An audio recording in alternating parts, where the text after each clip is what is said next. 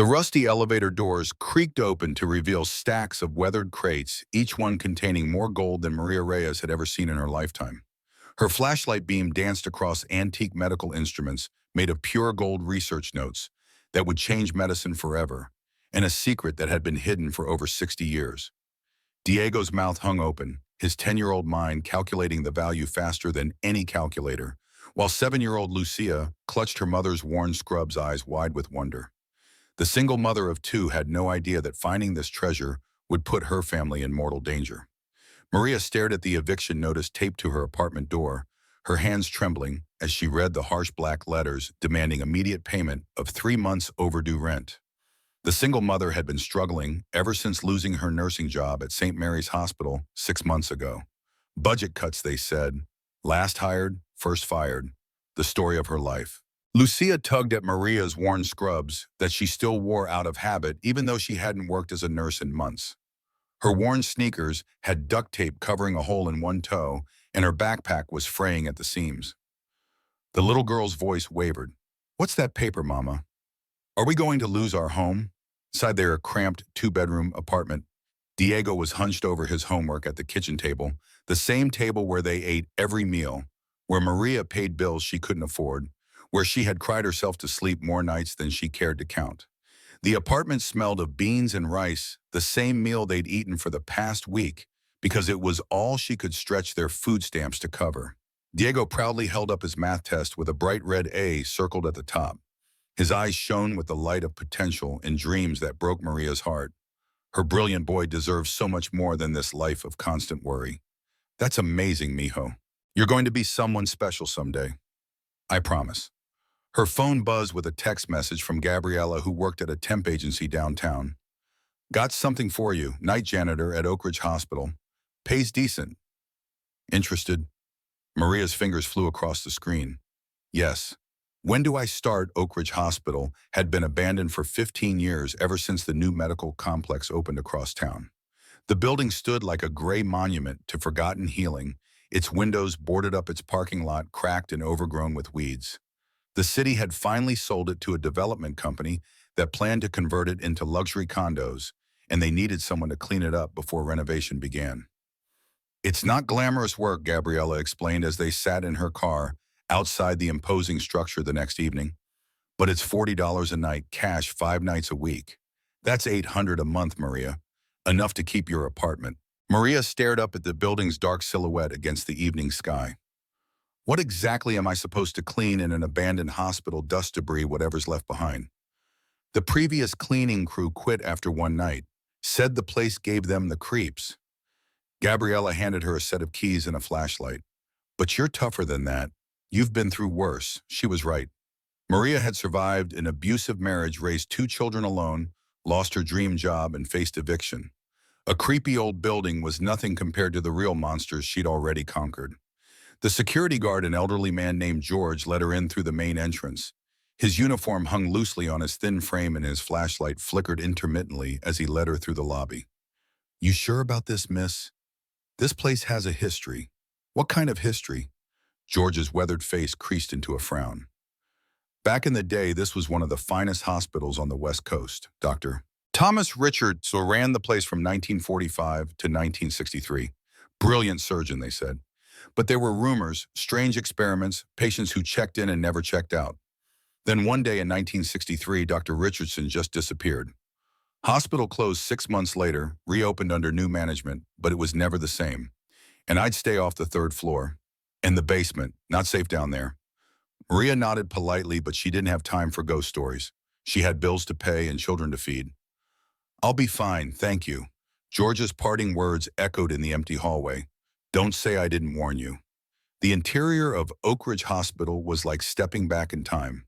Her footsteps echoed through empty corridors lined with faded green tiles. Broken gurneys sat abandoned in hallways, their wheels rusted and squeaking in the drafts that whistled through broken windows. The smell of disinfectant still lingered after all these years, mixed with dust and decay.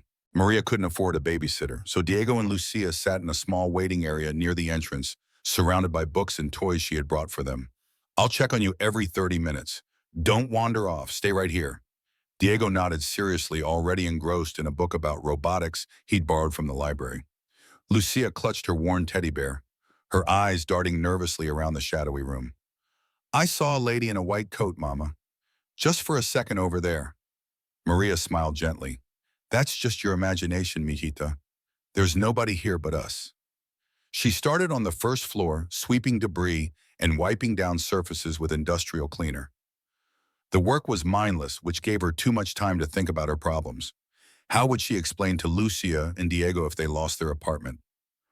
Where would they go as she worked? Maria couldn't shake the feeling that she was being watched. Every shadow seemed to hide secrets. Every creak of the old building made her jump. But she pressed on, methodically cleaning room after room, determined to prove she could handle this job. Her thoughts were interrupted by loud voices and shuffling feet. A group of 5 homeless men had entered through a broken window on the ground floor. Their weathered faces hardened when they saw her and the leader, a tall man with a scraggly beard, approached aggressively. This is our place, lady. We've been crashing here for months. You need to leave now. Maria's heart raced as she backed away, her hand clutching the mop handle tightly. I'm just doing my job. I don't want any trouble. One of the men lunged forward suddenly, grabbing for her bag. Maria's body responded before her mind could process muscle memory from years of defending herself against her ex-husband. She swung the mop, catching him across the chest, then kicked over a metal cart that clattered between them, creating momentary confusion. Maria darted down a side corridor, heart pounding. The men's footsteps echoed behind her as she raced through unfamiliar hallways. She ducked into what once had been a supply closet, found a heavy metal pipe that had broken off from the plumbing, and waited. When the first man entered, she swung the pipe hard against his knee. He went down with a howl of pain. The second man backed away immediately, hands raised. The others didn't follow. Look, we don't want trouble either. We just need somewhere to sleep. You take the upper floors, we'll stay down here. Deal? The nurse in Maria couldn't help noticing the injured man was bleeding. She approached cautiously, pipe still ready. Let me see that. I'm a nurse.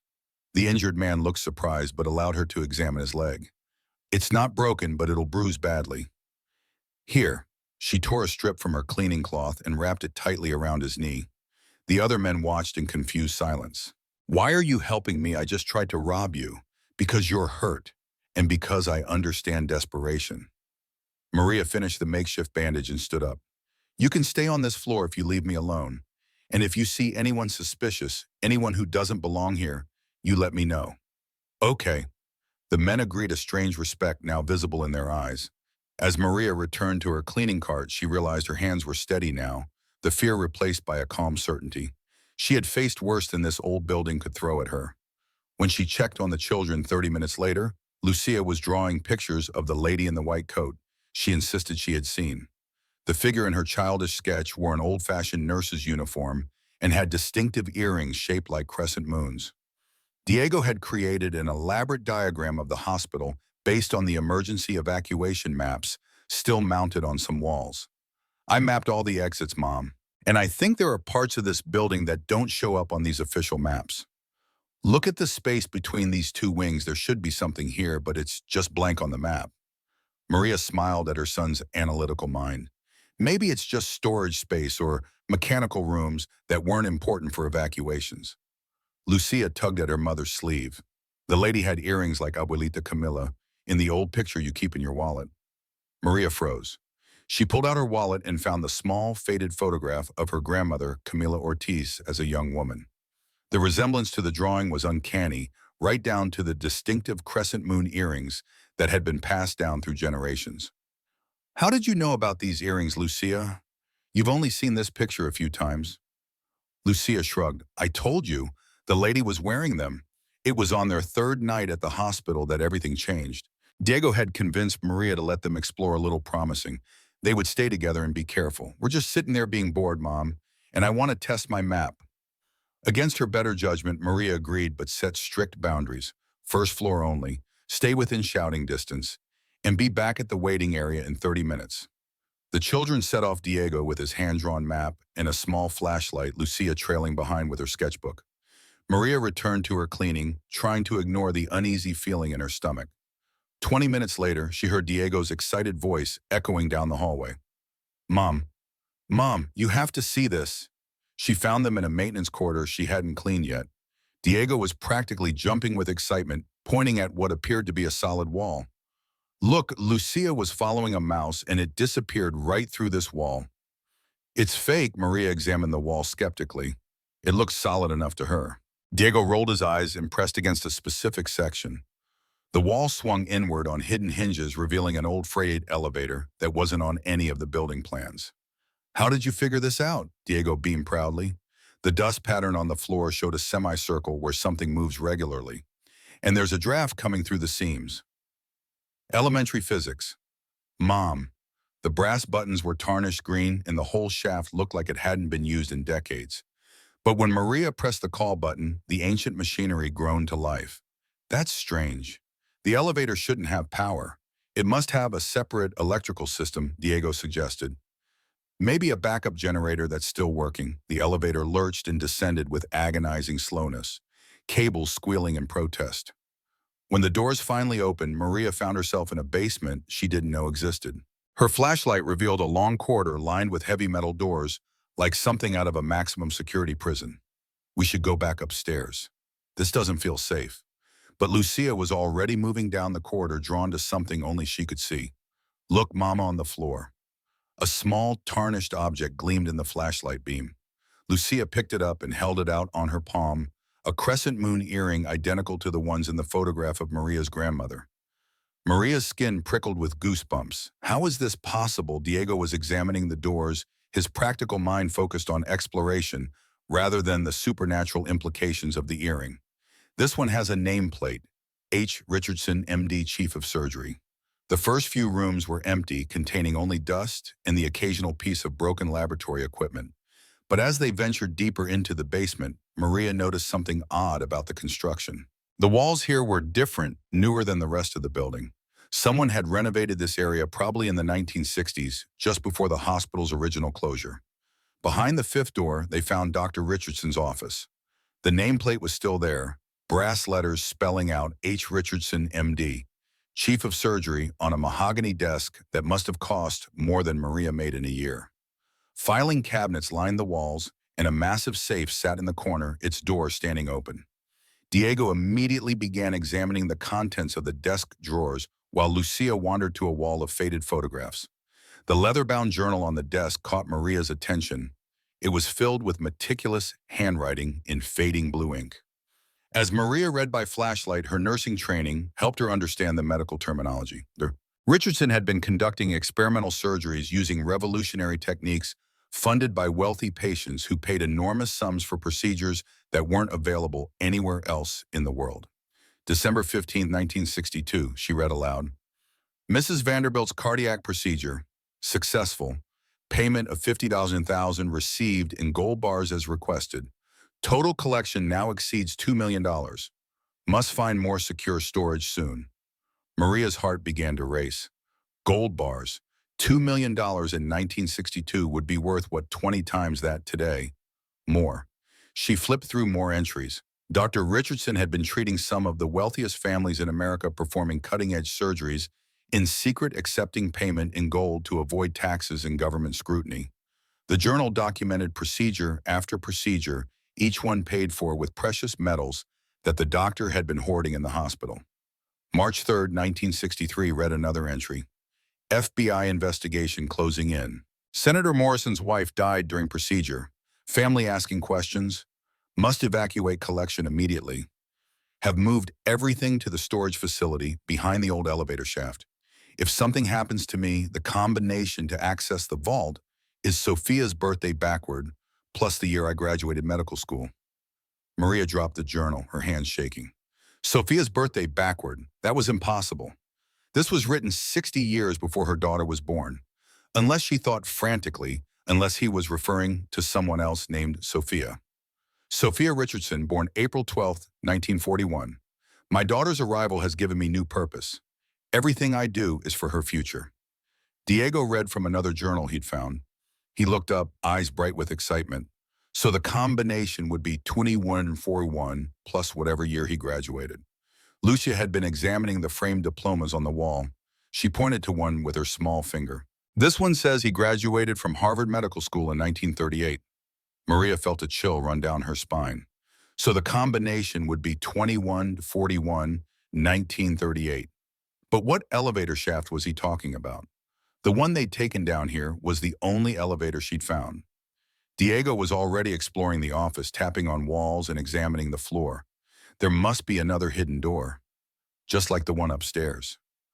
Lucia wandered to a corner where a large filing cabinet stood. She tilted her head, examining something the adults couldn't see. The floor is different here, Mama. See how the dust moves when I step here? Maria and Diego joined her. Sure enough, there was a subtle change in the flooring pattern. Diego pushed the filing cabinet aside, revealing a section of wall that looked identical to the rest, except for a small indentation near the floor. When Diego pressed it, a panel swung open to reveal another elevator, hidden behind what had looked like a solid wall. This one was even older than the first, with no buttons, just a manual lever and a numerical keypad. Diego's face lit up. It's like in the spy movies. Try the code. With trembling fingers, Maria entered the combination. 2141, 1938. The elevator shuddered to life, descending even deeper into the earth. When it finally stopped and the doors opened, the Reyes family stepped into a vault that would change their lives forever. The room was enormous, carved directly out of the bedrock beneath the hospital, and it was filled with treasure. Wooden crates lined the walls, each one stenciled with dates and dollar amounts. Maria pried open the nearest crate with a crowbar she'd found on the elevator and gasped at what she saw inside. Gold bars, each one stamped with purity marks and serial numbers nestled in velvet-lined compartments. The crate contained at least 50 bars, each one worth tens of thousands of dollars at today's gold prices. She opened another crate and found antique medical instruments made of solid gold, jewel-encrusted scalpels, and forceps that were works of art as much as surgical tools. A third crate contained bearer bonds from the 1960s, Swiss bank account numbers, and documentation of investments that had been compounding interest for 60 years. Maria sank to her knees in the middle of the vault, overwhelmed by the magnitude of her discovery. Diego pulled out his phone and used the calculator app to estimate what they were looking at. Hundreds of gold bars at current market price of about $1.950 per ounce, at average weight of 400 ounces per bar. That's 780,000 per bar. Hundreds of bars. His voice trailed off as the number grew too large. Mom, we're looking at more than 150 million just in gold. Maria's first instinct was to call the police to report her find to the authorities. But then she thought about Lucia and Diego, about the eviction notice, about the beans and rice they'd been eating for weeks. She thought about Diego's A on his math test and how he deserved to go to college. She thought about Lucia's worn-out shoes and how the other kids at school had started to notice her family's poverty. Dr. Richardson had been dead for decades. The hospital had changed ownership multiple times. The development company that bought it had no idea this vault existed. If she reported it, the treasure would disappear into legal battles and government bureaucracy, and her children would still be facing homelessness. But Lucia's small voice cut through her thoughts. Mama, whose picture is this? The little girl had found a small wooden box sitting on a shelf by itself, ornately carved and locked with an antique brass clasp. When Maria opened it, she found a collection of letters tied with a ribbon and a black and white photograph of a beautiful young woman holding a baby. The woman in the photograph looked strangely familiar, and when Maria read the name written on the back, her blood ran cold. Camilla Ortiz, age 22, with daughter Isabella, 1963. The letters were love letters written by Dr. Richardson to a woman named Camilla Ortiz. As Maria read them, her hands trembling, she pieced together a story of forbidden love between the wealthy doctor and a young Hispanic nurse who worked at the hospital. Camilla had been pregnant with Richardson's child, a daughter they named Isabella, but the doctor's disappearance had left them both abandoned and destitute. In the last letter, dated just days before Richardson vanished, he wrote, "My dearest Camilla, I must leave tonight, but I swear to you that someday Isabella will inherit everything I have built. She is my true daughter, my only heir. I have left instructions with my attorney that if anything happens to me, she and her descendants have legal claim to everything I have hidden. The combination to access everything is the birthday of my first daughter, Sophia, who died in infancy, combined with the year I became a doctor. Tell Isabella that her father loved her, even though I could not stay to raise her. Maria's hands were shaking as she read the letter again. Camila Ortiz, Isabella. She thought about her own grandmother, the woman she had been named after, who had raised Maria's mother alone after being abandoned by the baby's father. She fumbled for her phone and called her mother in Phoenix. Mama, I need to ask you something about Abuelita Camila. What was her maiden name? And did she ever work at a hospital? Her mother's voice was confused. Mija, why are you asking about your grandmother at this hour? Yes, she worked at Oak Ridge Hospital for a few years in the early 1960s. Her maiden name was Ortiz, but she changed it to Martinez when she remarried after your grandfather abandoned her. Why Maria's knees gave out, and she sat down hard on the vault floor. Mom, what was the name of the man who left her, my real grandfather? She never told me his name, just said he was a doctor who promised her everything, and then disappeared one night. She was pregnant with your father at the time, had to raise him alone. Mija, you're scaring me. What's this about? Maria hung up the phone and stared at the photograph of the woman who looked so much like her own grandmother in the old pictures she'd seen. If this was true, if Camila Ortiz had been her grandmother, then Isabella would have been her father, and she would be Dr. Richardson's great-granddaughter. She was the legal heir to $150 million. Diego had been listening intently, his analytical mind processing the information. So this is actually our inheritance legally. Lucia was examining another document she'd found inside the box, a delicate paper with official-looking seals. This says Camila and Thomas got married in secret, Mama. Look at the signatures. Maria examined the marriage certificate dated 3 months before Isabella's birth. It was authentic, complete with official stamps and witness signatures. Not only had Dr. Richardson acknowledged his child, but he had legally married Camilla in a private ceremony, ensuring Isabella's legitimacy. But proving all this would require lawyers and documentation and time she didn't have. Her children needed help now, and she still wasn't even sure if her family connection was real or just a coincidence of names. The sounds of voice and footsteps from above interrupted her thoughts. Heavy boots moved with purpose, and flashlight beams swept the corridors of the floor above. Through the ceiling vent, they could hear snippets of conversation. The Rodriguez woman has been coming here every night, a man's voice said. Frank says she stays longer than necessary for basic cleaning. Maria recognized the voice of Mr. Morrison, the development company executive who'd hired her. How did he know her maiden name? She'd given her application under her married name, Reyes. Are you sure she's found it? Asked a second voice, one she didn't recognize. The Richardson treasure has been a legend in this city for 60 years. My grandfather was one of the FBI agents who investigated the doctor's disappearance. The Bureau always suspected he'd hidden his collection somewhere in this building, but they could never find it. When I bought this property, I made finding that vault my primary objective. Maria's blood ran cold. This had all been a setup. They'd hired her specifically because they suspected her connection to Dr. Richardson, and they'd been watching her, waiting for her to lead them to the treasure. What do we do when we find her? Asked the second voice. Same thing we did to the previous cleaning crew that got too curious. Make it look like an accident. These old buildings can be very dangerous. Maria realized with horror that the previous cleaning crew hadn't quit because the building was creepy. They'd been murdered because they discovered something they shouldn't have. She was trapped in the vault with her children with no way out except through the elevator, which would take them directly to the men who wanted them dead. She grabbed Diego and Lucia, pulling them close and whispering urgently, "We need to find another way out. Now." Diego's eyes darted around the vault looking for possibilities. If this was built in the 1960s, there has to be an emergency exit. Fire codes would have required it.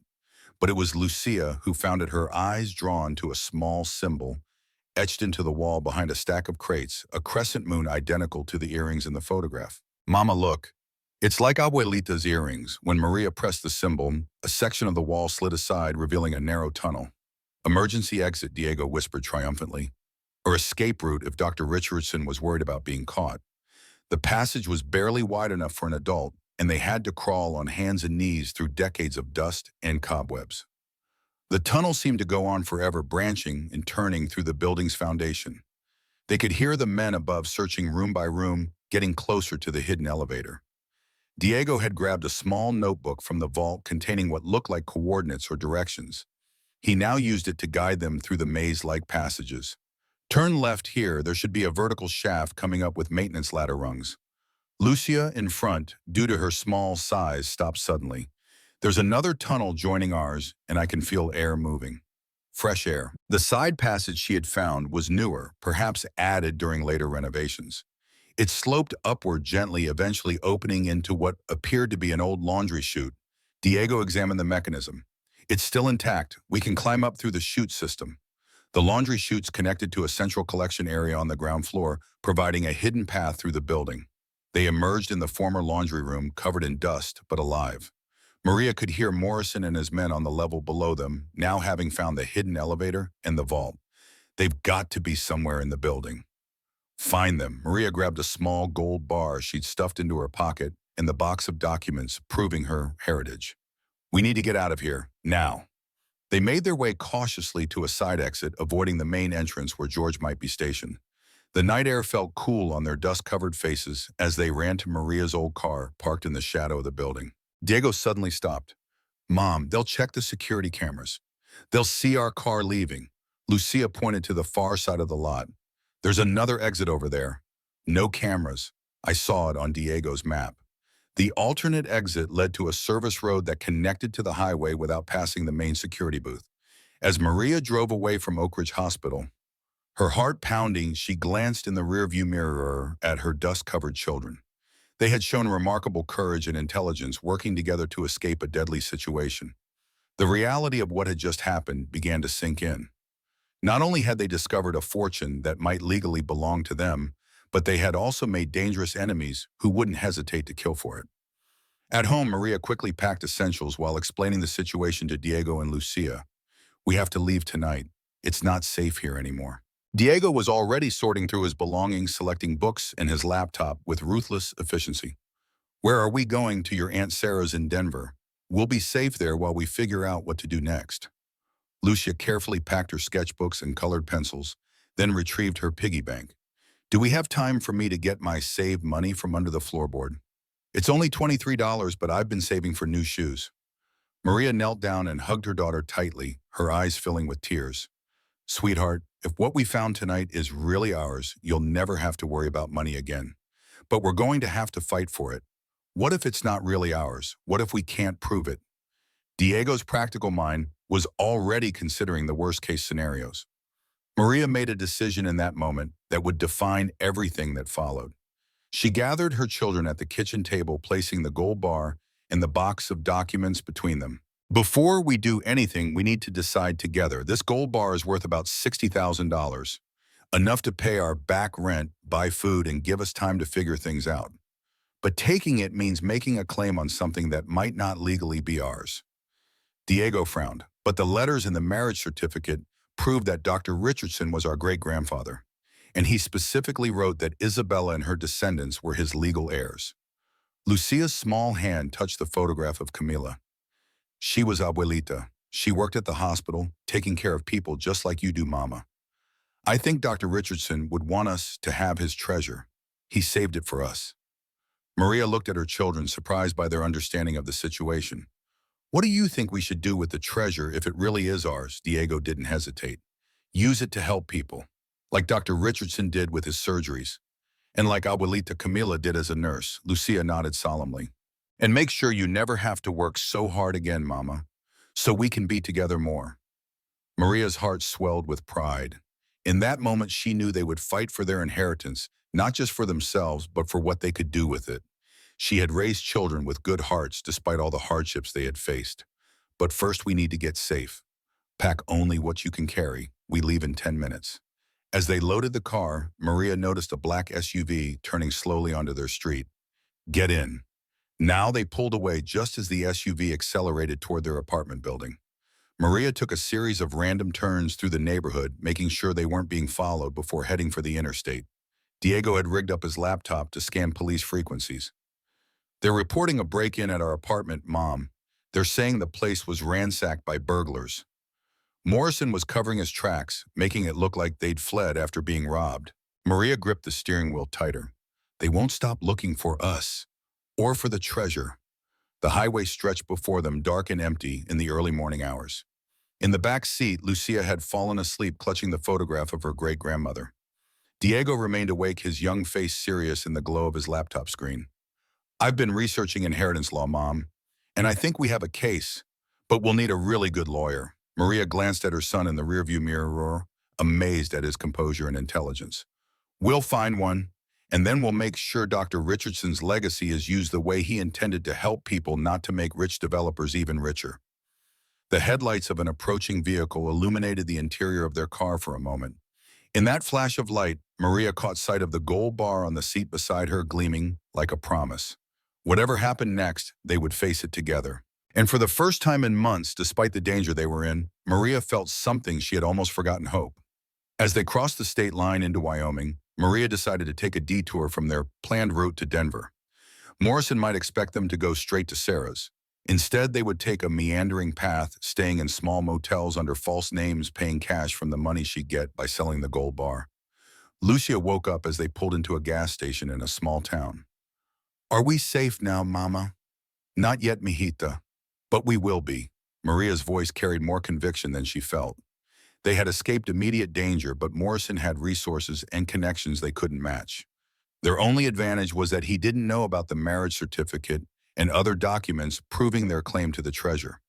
As Diego pumped gas, a sudden movement caught Maria's eye, a black SUV turning into the gas station. Her heart raced until she realized it wasn't the same vehicle from their neighborhood. Still, the close call reminded her of their vulnerability. Back on the road, Diego asked the question that had been haunting Maria since they fled the hospital. Why would Morrison kill for the treasure? He's already rich. And wouldn't murder bring more attention than just claiming the treasure legally if he found it? Maria considered this. The journal mentioned FBI investigations. Maybe there's more to this treasure than just gold. Maybe Dr. Richardson knew something that powerful people wanted to keep hidden. And Morrison seems connected to that somehow. He mentioned his grandfather was an FBI agent investigating Richardson. The pieces were starting to connect in Maria's mind, forming a picture darker than she had initially imagined. This wasn't just about wealth, it was about secrets buried for 60 years, secrets worth killing to protect. They arrived at a small motel just before dawn. After checking in under a false name, Maria carefully examined their room for any signs of surveillance before allowing the children to settle in. Diego immediately set up his laptop, creating a makeshift security system by placing his phone to monitor the parking lot. Lucia arranged her colored pencils and began drawing detailed pictures of the vault and the documents they'd found. Her artistic memory captured details that even Maria had missed: subtle markings on the gold bars, patterns in the tunnel walls, and the exact layout of Dr. Richardson's office. While the children worked, Maria emptied her pockets and spread their discoveries on the bed: the gold bar, the box of documents, the journal pages Diego had grabbed, and the crescent moon earring Lucia had found. Together, these items told a partial story of Dr. Thomas Richardson, brilliant surgeon and secret millionaire, who had fallen in love with a Hispanic nurse named Camila Ortiz in an era when such relationships faced significant social barriers. Diego looked up from his research. Mom, I've been reading through these journal pages and there's something weird. Dr. Richardson wasn't just doing standard surgeries. These procedures, he describes, they were decades ahead of their time, like techniques that weren't officially developed until the 1980s or even later. Lucia had stopped drawing and was examining a file she'd found in the document box. This looks like instructions for a heart operation, but the diagram is different from the ones in your old nursing textbooks, Mama. Maria took the file, her nursing training, allowing her to understand what she was seeing.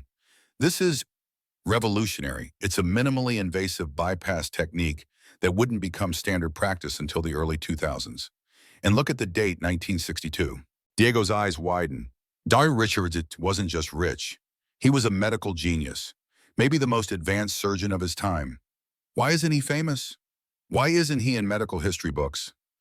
The answer came to Maria in a flash of insight: because he kept his breakthrough secret. He only performed these advanced procedures for wealthy private patients who paid in gold and precious metals. No publications, no peer review, no sharing with the medical community. But why, Lucia asked, her young face scrunched in confusion. If he could help people, why keep it secret? Maria remembered the final journal entry they'd read in the vault. FBI investigation closing in. Maybe he was afraid of something. Or someone. Maybe his techniques were considered too experimental, too risky by the medical establishment of the time.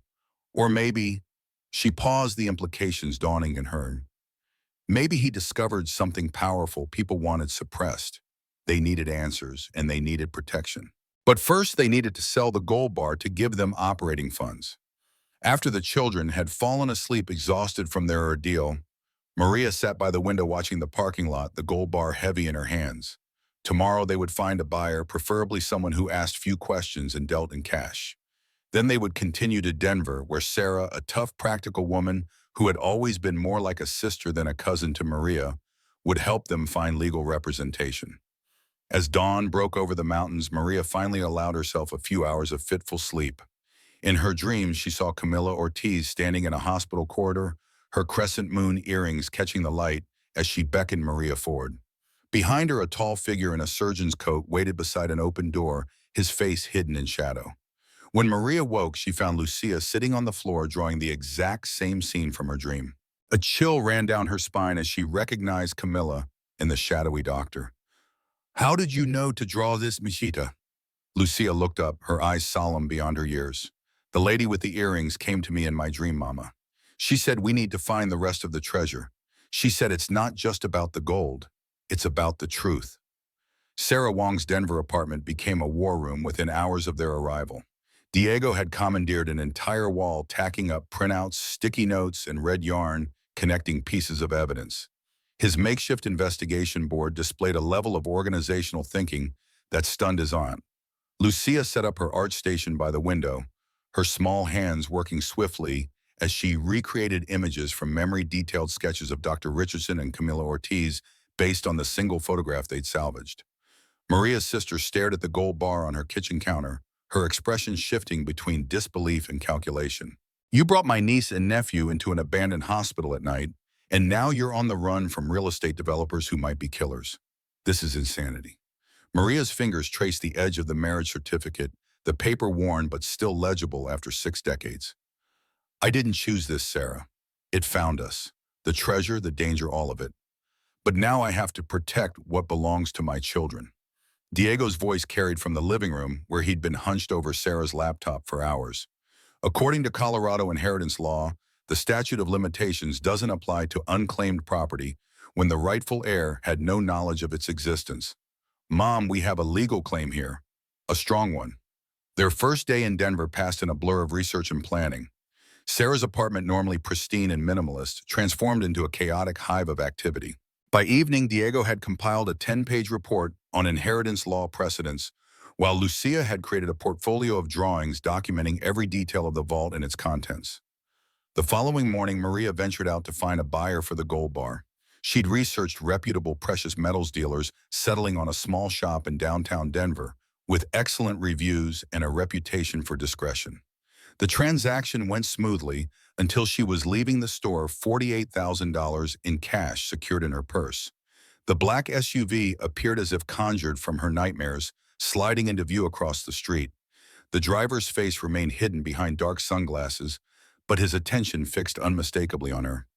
Maria ducked into a crowded coffee shop, heart hammering against her ribs. She weaved through tables to the restroom, then exited through the kitchen, ignoring the startled looks from staff. The alley behind the shop connected to a busy pedestrian mall where she could blend with tourists. 3 blocks later, she glanced back to find the same man following on foot, his purposeful stride closing the distance between them. Maria ducked into a department store, taking the escalator to the 2nd floor, then doubling back down a service stairwell. She emerged onto a different street, immediately hailing a passing taxi. "Take me to the Capitol building, please." Her voice remained steady despite the adrenaline flooding her system. The driver pulled away from the curb just as her pursuer rounded the corner. In the side mirror, Maria watched him pause, scanning the street before speaking into what appeared to be a radio clipped to his shoulder. Not a random thief after the cash, this was organized professional. Instead of returning directly to Sarah's, Maria had the taxi drop her several blocks away. She walked a circuitous route, checking repeatedly for followers, before finally ducking into the apartment building. Diego looked up from his laptop as she entered, immediately sensing her distress. "What happened? Did someone follow you?" Maria locked the door behind her, drawing the blinds before emptying her purse onto the kitchen counter. "They found us. I don't know how, but they knew I was going to that gold dealer." Lucia appeared from the hallway, clutching her sketchbook. Did you see who it was, Mama? Was it the same men from the hospital? Not Morrison himself, but someone working for him? Professional, not street thugs. Maria spread the cash on the table, organizing it into neat stacks. We need to move quickly now. Find a lawyer, make our claim legal before they find another way to come after us. Diego's fingers flew across the keyboard. I've identified 3 law firms in Denver that specialize in inheritance disputes. All have experience with complex historical claims. Their search for legal representation proved more difficult than anticipated. The first 2 firms declined to meet after hearing the broad outlines of their case: too complex, too controversial, too dangerous. The third agreed to a consultation but quoted a retainer fee beyond their means, even with the gold bar money. After a week of rejections, Diego found a promising lead, a small boutique firm specializing in unusual inheritance cases. Their website featured successful outcomes in disputes involving art looted during World War II, indigenous artifacts, and historical documents of contested ownership. Sarah Wong Esquartskern, the firm's founder and principal attorney, had no relation to Maria's sister, despite sharing the same name. According to her biography, she'd left a prestigious position at a major firm to establish her own practice, focused on justice for overlooked heirs and forgotten legacies. But when they arrived for their appointment, Diego carried a briefcase containing their most compelling evidence: the marriage certificate, love letters, and journal excerpts. Lucia brought her portfolio of drawings documenting the vault's contents in meticulous detail. Maria clutched the small wooden box that had contained Camilla's photograph, now their most precious possession. The attorney's office occupied the second floor of a renovated Victorian in Denver's Capitol Hill neighborhood. Sarah Wong greeted them in the reception area, her expression professionally neutral, despite the unusual family group before her. Her sleek charcoal suit and rimless glasses projected an image of competence that immediately put Maria at ease. The conference room walls displayed framed newspaper headlines chronicling Wong's past victories: Nazi-looted painting returned to heirs after 70-year fight, and indigenous family recovers sacred artifacts from museum collection. Maria spread their evidence across the polished conference table. We believe we're the rightful heirs to what people call the Richardson treasure. My grandmother, Camila Ortiz, worked as a nurse at Oak Ridge Hospital in the early 1960s. She had a relationship with Dr. Thomas Richardson, the hospital's chief surgeon. They married secretly, and she had his child, my father. Wong examined the documents carefully, her expression revealing nothing. The marriage certificate appears authentic, but it would need verification. The correspondence establishes a clear relationship, but many courts would want DNA evidence to confirm the lineage. Diego leaned forward, pointing to the final letter. Dr. Richardson explicitly states his intention that Isabella and her descendants should inherit his hidden assets. That's legally binding, isn't it? Wong's attention shifted to the 10-year-old, her eyebrow lifting slightly. You've researched inheritance law. Diego's back straightened, his voice taking on the confident tone of a practiced debater. Colorado Revised Statute 15-11-701 specifically addresses posthumous heirs, while Section 38-41-101 covers adverse possession claims. The hidden nature of the assets doesn't invalidate the inheritance right, especially given Dr. Richardson's documented intention. Wong's professional demeanor cracked slightly, a small smile forming at the corner of her mouth. That's an impressive analysis for someone your age. Lucia, who had remained silent, suddenly pushed her sketchbook forward. The page displayed a detailed drawing of a legal document, complete with an unusual watermark in the corner, a small emblem. Not immediately noticeable unless you were looking for it, there was this symbol on all the important papers. I think it's important. Wong examined the drawing, her posture shifting subtly. This is a specific type of legal watermark used by a prominent law firm in the 1970s. They specialize in protecting assets for wealthy clients who wanted discretion. If Richardson used them, there could be official records still in existence. For the first time, Maria felt a glimmer of legitimate hope. The story that had seemed so fantastical, a hidden fortune, a secret marriage, a lost inheritance, suddenly required the solid footing of legal possibility. Wong closed her notebook, decision made. I'll take your case. My usual retainer is $50,000. But given the unusual circumstances, I'll accept $10,000 now, with the remainder contingent on recovery. Maria felt the tension drain from her shoulders. We can manage that. When do we start tomorrow? Wong's gaze hardened as she gathered the documents. But you should understand what you're getting into. If this treasure is as valuable as you believe, powerful people will fight to keep it.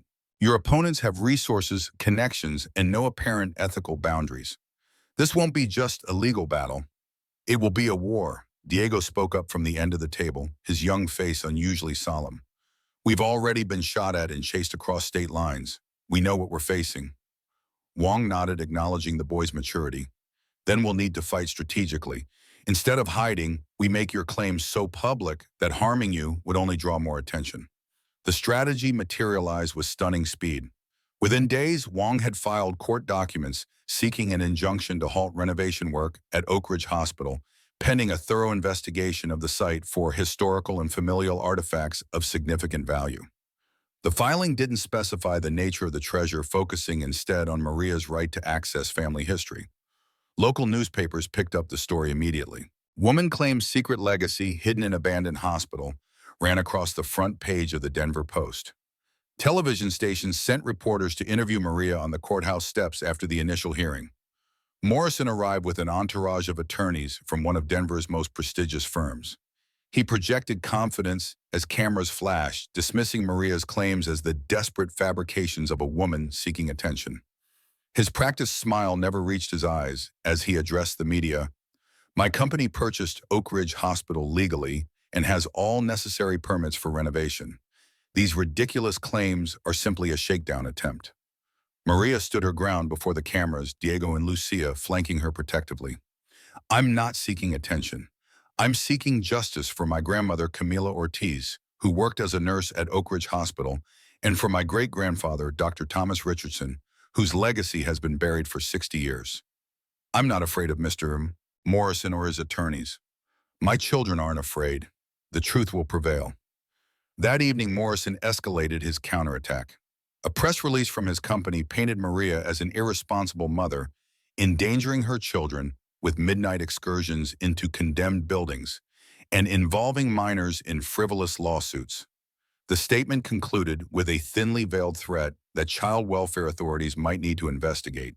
Wong arrived at their apartment with takeout Chinese food and a battle plan. He's trying to intimidate you. It means we've got him worried. The best response is to turn public opinion decisively in your favor. Diego suggested creating a website documenting their evidence, but Wong shook her head. Too easy for them to hack or discredit. We need something more personal, more emotional. Lucia, who had been quietly drawing throughout the conversation, held up her sketchbook. What about a letter from us kids, telling everyone why we're doing this and how Mr. Morrison is the scary one? Not Mom. The children's letter to the editor appeared in Sunday's Denver Post, accompanied by Lucia's detailed drawing of Camila Ortiz in her nurse's uniform.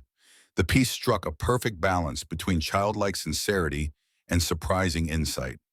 Our mom didn't want to go into that scary hospital, but she needed the bond to pay our rent. We found our great-grandpa's secret treasure by accident. Mom taught us that finders aren't keepers. You have to return things to their rightful owners. That's why we're trying to prove the treasure belongs to our family legally. Mr. Morrison keeps saying scary things about our mom, but she's the best mom ever. She works so hard to take care of us. We're not afraid of Mr. Morrison, even though he sent men to our apartment who broke our things. We're doing this because it's right and because our great-grandpa, Dr. Richardson, wanted to help people with his treasure, not make rich people richer. Diego 10 and Lucia 7 Reyes. The letter generated an immediate public response.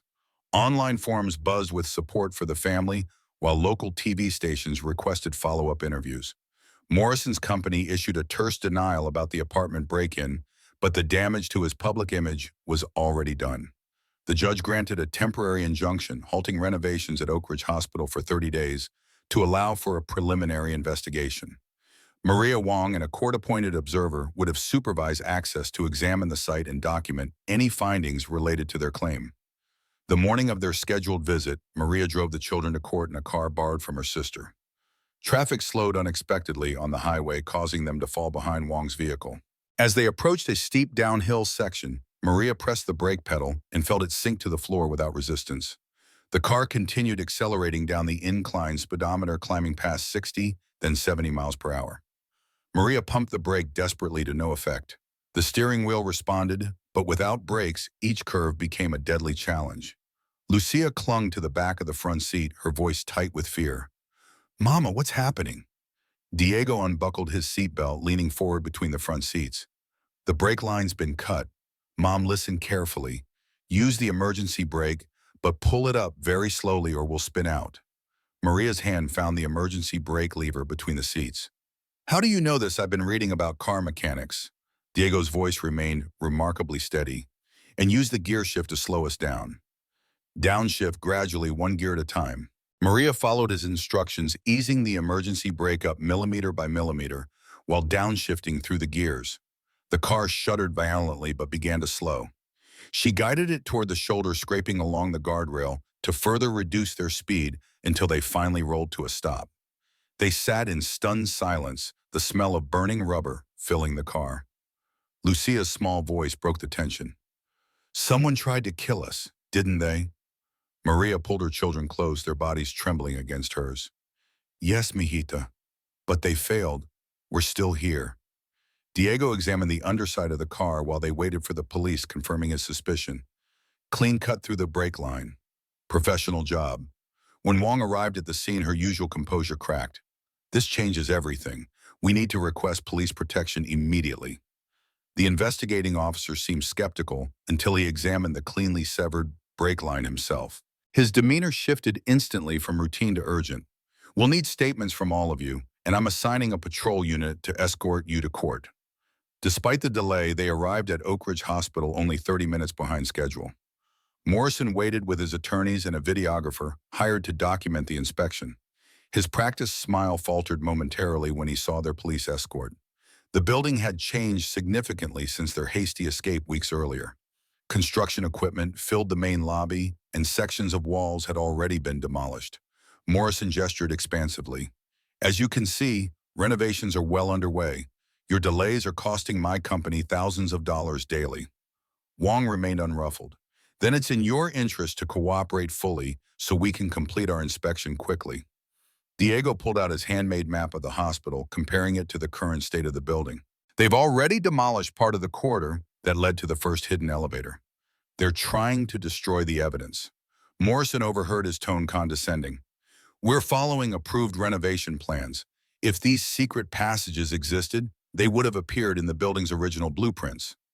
Maria led the inspection team toward where the maintenance corridor had been, only to find a pile of rubble where the hidden door once stood. Her heart sank as she realized their path to the vault had been deliberately obliterated. Lucia tugged at Wong's sleeve, pointing to a different corridor. We can go this way. There was another entrance through the laundry chutes.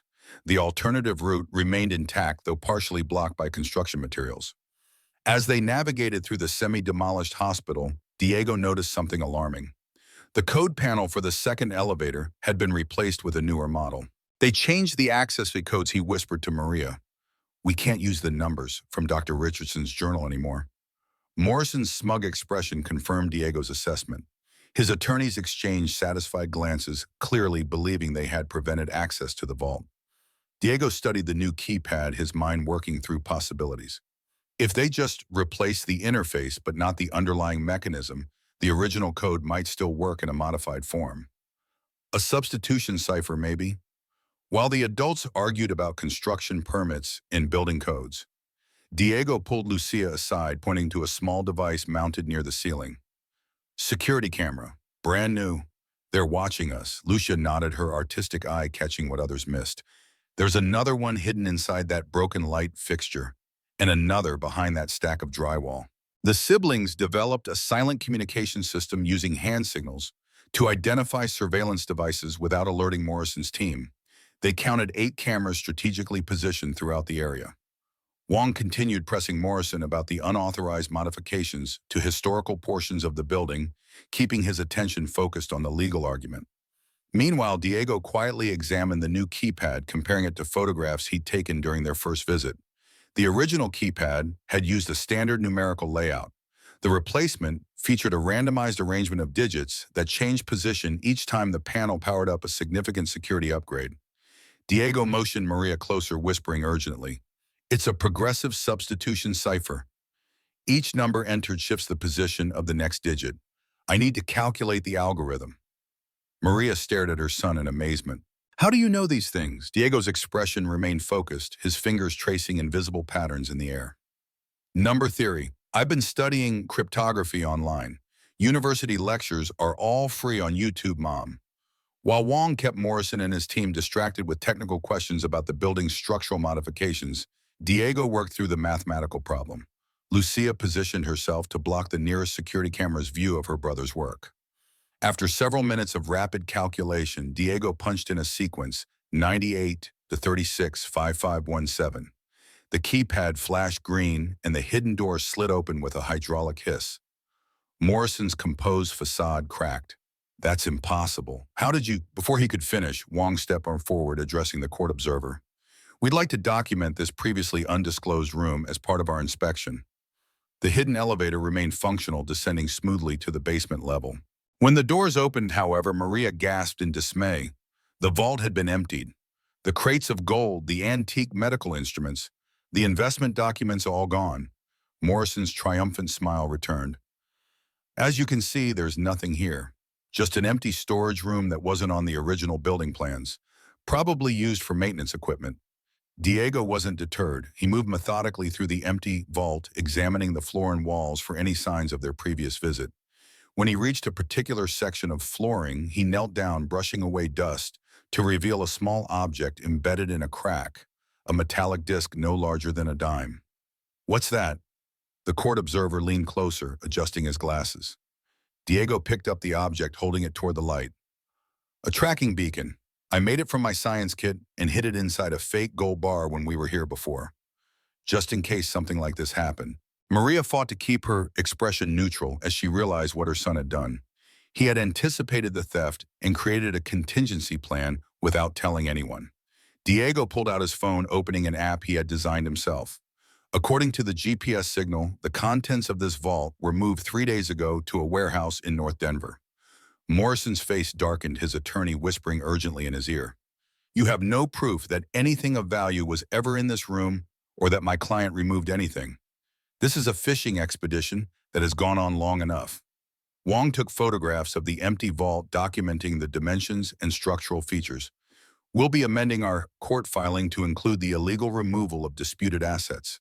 The GPS data from that tracking device will be submitted as evidence. The inspection continued through the remaining accessible areas of the hospital. In Dr. Richardson's former office, now partially demolished, Lucia discovered a loose floorboard containing a small metal box. Inside lay additional letters between Richardson and Camila, further strengthening their family connection. When they reached the main laboratory area, Diego found research notes hidden within a ventilation duct, detailed surgical protocols decades ahead of their time. The court observer carefully bagged these items as potential evidence. As they prepared to leave, Morrison blocked their path, his earlier composure completely evaporated. You have no idea what you're getting involved in. This goes beyond me, beyond the money. Some things are better left buried. Maria stood her ground, meeting his gaze directly. My grandmother wasn't better left buried. My family's heritage wasn't better left buried.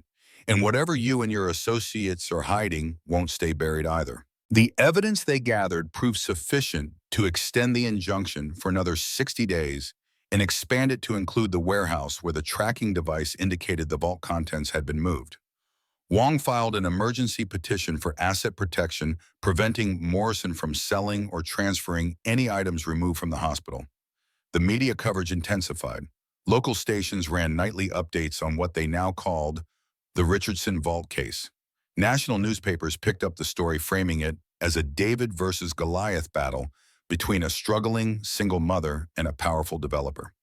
Morrison launched a counterattack through surrogate commentators who questioned Maria's motives in parenting decisions.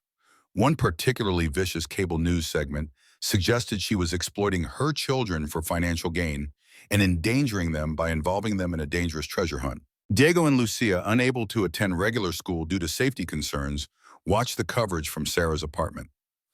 The children's reactions surprised Maria. Rather than feeling victimized by the negative publicity, they became more determined to fight back. Lucia created a series of drawings depicting their family's journey from Maria's job loss to their discovery of the vault, emphasizing the themes of perseverance and justice. Diego compiled a detailed timeline of events, cross-referencing their discoveries with historical records about Oak Ridge Hospital and Dr. Richardson's career. Wong arranged for a respected child psychologist to evaluate Diego and Lucia, producing a report confirming they were well-adjusted, exceptionally mature for their ages, and fully understood the situation they were facing. The report directly countered Morrison's narrative about exploitation. The case proceeded through preliminary hearings, each procedural victory, bringing them closer to a final determination of ownership. Morrison's attorneys filed motion after motion seeking dismissal, while Wong countered with increasingly compelling evidence of the family's legitimate claim. DNA testing confirmed Maria and her children were biological descendants of Camila Ortiz. Historical records verified Camila's employment at Oak Ridge Hospital during the exact period described in Richardson's journals. The marriage certificate proved authentic after examination by document specialists. 6 months after their initial discovery of the vault, the case finally reached the decisive hearing. The courtroom was packed with reporters, legal observers, and curious members of the public drawn by the sensational story. Morrison arrived with an expanded legal team and a surprise witness, a distinguished-looking man in his 70s introduced as a DNA specialist from a prestigious medical laboratory. His testimony claimed that genetic analysis showed no biological connection between Dr. Richardson and Maria's family line. Wong appeared momentarily stunned by this unexpected evidence, but Diego passed her a hastily scribbled note. The attorney's expression shifted as she read, confidence returning to her posture. During cross-examination, Wong approached the witness with a series of technical questions about genetic markers and testing protocols. The expert answered smoothly, his credentials apparently impeccable. Then Wong changed tactics abruptly. "Doctor, I notice you're wearing a rather distinctive watch. May I ask where you acquired it?" The witness glanced at his wrist, momentarily confused by the irrelevant question. "It was a gift. I don't recall the specific occasion." Wong pressed further. "A gift from Mr. Morrison, perhaps. The same model watch he's wearing today." Lucia tugged at Maria's sleeve, whispering urgently, "I noticed that yesterday they have matching watches, super expensive ones." The witness faltered, denying any connection to Morrison. Wong produced photographs taken the previous day, showing the two men entering the same restaurant clearly in conversation.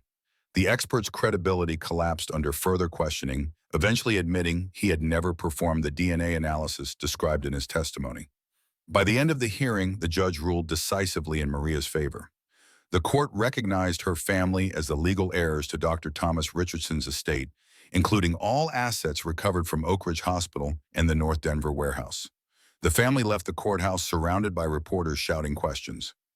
Maria declined to comment beyond a brief statement, thanking the court for recognizing their rightful claim. Wong handled the media barrage professionally, promising a detailed press conference once all assets had been properly inventoried. That evening, in the privacy of Sarah's apartment, Maria opened a bottle of sparkling cider to celebrate with the children. The television played footage of Morrison leaving the courthouse, his face rigid with suppressed rage. Diego raised his glass in a solemn toast. "To Dr. Richardson and Abuelita Camila, we did it." Lucia climbed into Maria's lap, her small face serious. "What happens now, Mama? Do we get to keep all the treasure?" Maria smoothed her daughter's hair. Considering the question carefully, the gold and investments would be transferred to a trust managed by Wong's firm until the children reached adulthood. Preliminary estimates valued the total assets at approximately $153 million. The magnitude of the sum still seemed unreal to Maria. Her entire life had been shaped by financial struggle, by the grinding reality of never having quite enough. Now her children would never know that burden. But wealth of that size carried its own burdens, its own responsibilities. And Morrison's parting glare suggested their troubles weren't over despite the legal victory. "We need to think carefully about what to do with this inheritance," Maria told her children. "Great wealth means great responsibility." Dr. Richardson used his surgical skills to help people. Abuelita Camila was a nurse who cared for the sick. How should we honor their legacies? Diego had clearly been considering this question already. "If we just keep the money for ourselves, we're not any better than Morrison. We should use it to help people like Dr. Richardson and Abuelita would have wanted." Lucia nodded solemnly. "We could build a hospital where people don't have to pay if they're poor." The conversation continued late into the night, the family weighing options and possibilities they had never imagined would be available to them. By morning, Maria had made her decision. She called Wong to arrange an immediate meeting. In the attorney's office, Maria outlined her proposal.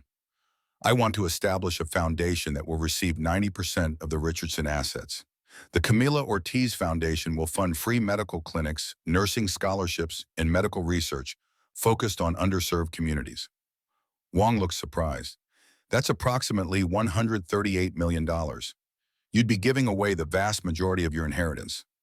Maria's resolve didn't waver. My children and I will retain $15 million, more than enough to ensure their education and our financial security. But the rest should go where it will do the most good. Diego, who had been taking notes during the meeting, looked up with a questioning expression. You're giving away $138 million. Maria reached across the table, taking her son's hand. No, mijo. We're investing in the community your great-grandmother served. Money is just a tool. Love and service are the real treasures. 3 days after their legal victory, Detective Ramirez from the Denver Police Department arrived at their apartment with disturbing news. We've arrested 3 men in connection with a breaking and entering at your sister's house. They were looking for something specific, and they mentioned your name. Sarah's house had been ransacked while she was at work. The intruders had torn apart every room, clearly searching for documents or valuables. When police arrested them 2 blocks away, they had photographs of Maria and detailed information about the Richardson treasure. They're not talking, Detective Ramirez explained, but we found connections to an international art theft ring. It seems word about your discovery has spread beyond your local enemies. We think Morrison may have sold information about you to criminal organizations that specialize in stealing recovered treasures. The detective's words echoed in Maria's mind as she drove back to collect her children from Wong's office, where they had been helping organize the foundation paperwork. She'd been naive to think that winning in court would end their troubles. Money like this came with a target that never disappeared. That evening, as Diego and Lucia worked on their homework at Sarah's kitchen table, Maria made another life-changing decision. She called Wong with a new urgency in her voice. We need to accelerate the foundation setup. I want everything transferred immediately. The gold, the investments, all of it. Make it impossible to steal because it won't belong to me anymore. Wong's voice carried concern even through the phone. Maria, you're talking about walking away from generational wealth. Your children? They are children. Could it be set for life? My children will be targets for life if I keep this money. Maria watched Diego and Lucia through the kitchen doorway, their heads bent over their work, innocent despite all they had endured. Every criminal organization in the world will know we have it. I'd rather they grow up safe and middle class than rich and afraid. Over the next 2 weeks, while staying in a safe house provided by the Denver police, Maria worked with Wong and a team of financial advisors to create the Camila Ortiz Foundation for Medical Equity. The foundation would receive the Richardson treasure, using it to fund free clinics, medical research, and healthcare access programs across the country.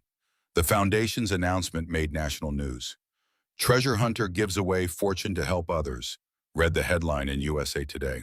The story captured the public's imagination, a modern-day Robin Hood tale about a single mother who'd found incredible wealth and chosen to share it. But the publicity also brought unexpected consequences. 2 days after the foundation announcement, Maria received a visitor at the safe house. The man who knocked on the door was elderly, well-dressed, and carried himself with the bearing of someone accustomed to authority. Miss Reyes, my name is Dr. William Richardson, he said when she answered the door. I believe we're family. The early morning light streamed through the windows of the safe house as Maria, William, Detective Ramirez, and Sarah Wong gathered around the dining room table. Diego had arranged the partial medical documents in meticulous order, while Lucia pinned her detailed drawings of Oak Ridge Hospital to a corkboard. The atmosphere crackled with the energy of discovery and possibility. William traced a finger over one of Diego's analyzed documents. These formulas appear standard at first glance, but your son has identified something remarkable. There are deliberate errors embedded throughout, minor adjustments to dosages, slight alterations to procedures that would render them ineffective if followed precisely. Diego looked up from his laptop. It's like a security system. Anyone who stole these documents would think they had valuable medical protocols, but without knowing the corrections, the techniques would fail. And there's a pattern to the errors. They follow a mathematical sequence I'm still working to decode. Maria studied the papers with newfound appreciation. My nursing training helped me recognize these were advanced procedures, but I missed the deliberate flaws. How did you catch this, Diego? The boy shrugged, a hint of pride breaking through his usual seriousness. When numbers don't make sense, I notice. These formulations include impossible chemical ratios. Dr. Richardson was too brilliant to make random mistakes. They had to be intentional. Lucia had been unusually quiet, working intently at her drawing table. For the past hour, she'd been creating an architectural rendering of Oak Ridge Hospital from memory, incorporating details from building plans Diego had found online. Now she stepped back, gesturing for the adults to look at her work. The patterns weren't obvious on the original blueprints, she explained, pointing to specific junctions in her drawing. See how these three wings form a triangle, and the main administrative building sits at the center of a cross formed by these corridors. It's not random. William leaned closer, his medical expertise momentarily overshadowed by awe at the child's perception. Sacred geometry, the kind used in cathedral architecture. Many hospitals from that era incorporated such designs, but I've never seen one this elaborate. Diego studied his sister's drawing, recognition dawning on his face. If the vault we found was here, he pointed to a specific location and follows the geometric pattern, then there should be another hidden space exactly opposite, forming perfect symmetry. Lucia's small finger traced across the drawing to a section of the hospital they hadn't explored during their court-ordered inspection. The old psychiatric wing. It was closed off even when the hospital was still operating. The construction hasn't reached that section yet. Detective Ramirez nodded thoughtfully. The psychiatric wing was sealed in 1975 after a series of patient abuse scandals. According to city records, it hasn't been accessed since. Even during the hospital's operational years, that area was restricted to specific personnel. Wong was already making notes, her legal mind calculating their next move. I'll submit an emergency petition for another inspection, specifically targeting the psychiatric wing. We'll cite newly discovered evidence suggesting additional historical artifacts at risk from ongoing demolition. William turned to Maria, a mixture of hope and caution in his eyes. My grandfather wasn't just a brilliant surgeon, he was meticulous about protecting his work. If he created two separate vaults, he would have had a reason. The gold and personal documents in one, his most revolutionary research in another. Maria found herself drawn to Lucia's drawing, specifically to a small symbol the child had included near the psychiatric wing entrance, a crescent moon matching the earrings from Camilla's photograph. How did you know to include that symbol? Michita. Lucia looked up with those solemn eyes that sometimes seem to see beyond the physical world. The lady with the earrings showed me in my dream last night. She was walking through that corridor, touching that spot on the wall. She wanted me to notice it. A chill ran down Maria's spine. These moments when Lucia seemed connected to Camilla across time had occurred too frequently to dismiss as coincidence. Whether it was the child's extraordinary intuition or something more mysterious, Maria had learned to trust her daughter's insights. Wong returned from making her calls, a satisfied expression on her face. Judge Watkins has granted our petition. We have access tomorrow morning at 8 a.m. Morrison's attorneys fought it, but the judge was impressed by our previous discoveries and wants to preserve potential historical artifacts. Diego had already begun assembling components from his STEM kit. I can build a reconnaissance robot by tomorrow morning, something to explore areas that might be structurally unsafe. He held up a small circuit board. This has a radiation detector I got in my nuclear physics add-on kit. If Dr. Richardson was working with the medical isotopes, we might be able to track them. Lucia opened her art supplies, pulling out silicone molding material and tiny brushes. I'm going to make an exact replica of Abuelita Camilla's scar, the one on her wrist in the photograph. If the crescent moon symbol is connected to a security system, like in the vault, we might need it. Maria watched her children work, struck by how completely they had embraced this extraordinary situation. While most children their age would be overwhelmed or frightened, Diego and Lucia had risen to each challenge with remarkable resilience and creativity. William had spent the evening studying the partial research documents, making notes, and occasionally shaking his head in wonderment. My entire career was devoted to cardiac surgery, yet some of these techniques surpass what we're doing today. The implications for minimally invasive procedures alone could revolutionize recovery times and success rates. As midnight approached, Maria insisted the children get some rest. Tomorrow would be challenging, and they needed to be alert. But as she tucked them in, she found Diego still working on his robot's programming while Lucia sketched designs for a control interface. We need to finish these tonight, Mom, Diego insisted.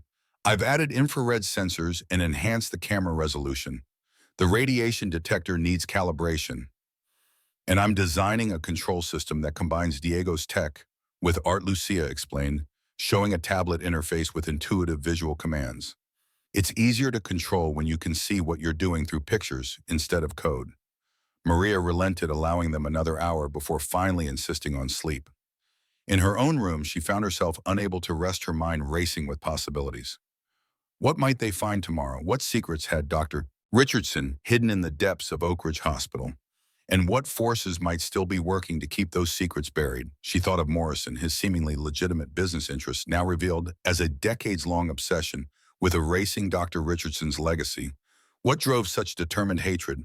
What secrets was he protecting beyond the treasure itself? Sleep finally came, but her dreams were filled with hospital corridors that twisted impossibly, doors that opened onto other doors, and the distant sound of Camilla's voice calling her toward a truth still hidden in shadow.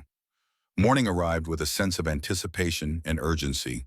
The family prepared quickly, Diego packing his robot and control systems, while Lucia carefully stored her silicone molds and artistic tools. Detective Ramirez arrived to escort them, her usual professional demeanor tinged with excitement. The construction site was even more active than during their previous visit. Heavy machinery growled across the grounds, and workers in hard hats moved purposefully through partially demolished sections. Morrison stood waiting at the entrance, flanked by attorneys and construction supervisors, his expression thunderous when he spotted William and Maria together. "I see you found another Richardson claimant," he remarked with barely concealed contempt. "How convenient. Next you'll discover the janitor was also part of the family." Wong stepped forward, court documents in hand. "Dr. William Richardson's credentials and lineage have been verified by the court. His presence today is fully authorized. Now shall we proceed to the psychiatric wing, or would you prefer to waste more time with unnecessary commentary?" Morrison's face flushed, but he gestured for a construction foreman to lead the way. "As you can see, the project is well underway. Any further delays cost my company thousands of dollars per day. The psychiatric wing has already been scheduled for demolition next week." The foreman led them through the active construction zone, past areas Maria barely recognized from their previous visits. The hospital was being systematically erased, its history reduced to dust and rubble. William walked beside her, occasionally pausing to examine original architectural features before they were destroyed forever. Unlike the main hospital with its high ceilings and spacious corridors, the psychiatric wing had been designed with security rather than healing in mind. Heavy doors lined narrow hallways, many fitted with multiple locks and small observation windows. The atmosphere shifted perceptibly as they entered this section, colder, oppressive, with shadows that seemed to linger despite their flashlights. Diego immediately deployed his robot, its small treads whirring softly as it navigated through debris. The tablet in Lucia's hands displayed a surprisingly clear video feed alongside radiation readings and atmospheric data. The robot's first pass revealed nothing unusual until it approached a section of the eastern corridor. The radiation detector suddenly spiked numbers, flashing on Lucia's control screen. Diego adjusted the sensors remotely, focusing the detection array. "We've got something," he announced, studying the readings. "These levels indicate the presence of medical isotopes, specifically the kind used in experimental cancer treatments in the 1960s. William confirmed the significance of the finding. "My grandfather was researching radiation therapies decades before they became standard treatment. These isotopes would have been part of his experimental protocols." Morrison attempted to dismiss their discovery with a wave of his hand. "Hospitals commonly use radiation therapy. There's nothing unusual about finding residual radiation in a medical facility." "Not this type of isotope," William countered, examining Diego's readings more carefully. "This particular signature wasn't approved for medical use until the 1980s. My grandfather was using it experimentally 20 years earlier." They followed the radiation signatures to a heavily secured area at the center of the psychiatric wing. The doors had been reinforced with multiple locking mechanisms far beyond what would be typical for patient rooms. Decades-old warning signs still clung to the walls: "Restricted area" and "Authorized research personnel only." This wasn't designed for patients, William realized, studying the security features. This was a research containment facility. The original locking mechanisms had been disabled during the hospital's decommissioning, but Morrison stepped forward with a set of master keys, reluctantly opening the reinforced doors. "What's left of my professional courtesy," he muttered. though I still maintain there's nothing of value here. The room beyond resembled a combination of surgical theater and laboratory. Dust-covered equipment lined the walls, much of it custom-built rather than standard medical issue. In the center stood an operating table surrounded by what appeared to be early imaging technology precursors to modern CT and MRI machines that wouldn't become commercially available for decades. Diego guided his robot through the room and its sensors continuously scanning for radiation signatures. The device's camera revealed details the human eye might miss: scuff marks on the floor indicating frequent movement of heavy equipment, subtle wear patterns suggesting the room had once been a hub of activity. The strongest radiation readings came from a section of flooring beneath a heavy cabinet. When they moved it aside, they discovered a small trap door built into the concrete foundation. It seemed nearly invisible unless you knew exactly where to look. Morrison's composure cracked visibly. This is absurd. There was nothing about a subfloor chamber in the building plans. William knelt beside the trap door, running his fingers along the almost imperceptible seam. The lock appears to be biometric. It would have responded to my grandfather's fingerprint. Technology like this wasn't commercially available in the 1960s. He must have developed it himself. Diego examined the locking mechanism with fascination. It's not just a fingerprint scanner. It has a secondary system that probably measured pulse and temperature to ensure the finger was attached to a living person. Incredibly advanced for its time. Without Thomas Richardson's fingerprint, the lock seemed impenetrable. Morrison's expression shifted from concern to relief as he realized they had reached a dead end. His attorneys exchanged satisfied glances, clearly believing they had prevented access to whatever lay below. Lucia, who had been quietly observing, suddenly spoke up. The lady with the earrings would know how to open it. Maria turned to her daughter, recognizing the reference to Camila Ortiz. What do you mean, mijita? Dr. Richardson wouldn't have made a security system, only he could use Lucia. Reasoned with a child's perfect logic. He would have wanted Abuelita Camila to access it too. Look at the pattern around the edge of the lock. It's the same crescent moon shape as her earrings. William studied the design with newfound interest. The child is right. This isn't just decorative, it's a secondary access system. Diego's analytical mind immediately grasped the implications. A backup entry method that would have been known only to Camila. Something personal that wouldn't appear in any records. Lucia retrieved her sketchbook, flipping to her detailed drawing of Camila wearing the crescent moon earrings. In the drawing, she had captured a small scar on Camila's wrist, a distinctive mark visible in the original photograph. The shape of her scar matches this indentation in the lock, Lucia pointed out. It's not just a fingerprint scanner, it's checking for a specific physical characteristic. Maria examined the locking mechanism more closely. If the system was designed to recognize either Thomas Richardson's fingerprint or Camila Ortiz's distinctive scar, they might still be able to access it. Does anyone in your family have a similar scar? William asked, studying Maria's wrists. Maria shook her head, but Lucia stepped forward with quiet confidence. I can make one. Not a real scar, but something that would feel the same to a scanner. From her backpack, she produced the silicone molding materials she had prepared the night before. With an artist's precision, she mixed components and carefully crafted a prosthetic replica of Camila's scar as it appeared in the photograph. The entire process took nearly 30 minutes, during which Morrison checked his watch repeatedly and his attorneys whispered urgently among themselves. When the prosthetic was ready, Lucia applied it to her own wrist, carefully positioning it to match the indentation in the locking mechanism. There was a moment of collective tension as she pressed her wrist against the scanner. Then a series of lights activated around the perimeter of the trapdoor. Green, yellow, red, then green again. After 60 years of dormancy, the hidden chamber recognized Camila Ortiz's genetic descendant. The heavy trapdoor slid open with a pneumatic hiss, revealing a staircase descending into darkness. Fresh air rushed upward from hidden ventilation systems that had kept the underground chamber preserved for decades. Morrison stepped forward immediately, attempting to assert control. This is still my property, man. Whatever's down there belongs to my company. Wong intervened smoothly, her legal expertise ready for this moment. Actually, the court has already established that Dr. Richardson's hidden assets belong to his heirs, which now include both Ms. Reyes and Dr. William Richardson. Your company purchased the building, not the contents of concealed chambers unknown to previous owners. Morrison's face flushed with anger, but he found himself legally outmaneuvered once again. The court observer nodded in agreement with Wong's assessment, effectively preventing Morrison from blocking their exploration. Maria led the way down the stairs, followed by William, Diego, and Lucia. Detective Ramirez accompanied them as a security precaution, while Wong and the court observer documented the discovery. Morrison and his attorneys remained above, whispering urgently among themselves. The staircase descended approximately 30 feet below the hospital's foundation level, opening into an underground complex far larger than the vault they had discovered earlier. The space resembled a state-of-the-art research facility with separate areas for different medical specialties: cardiology, oncology, neurology, and immunology.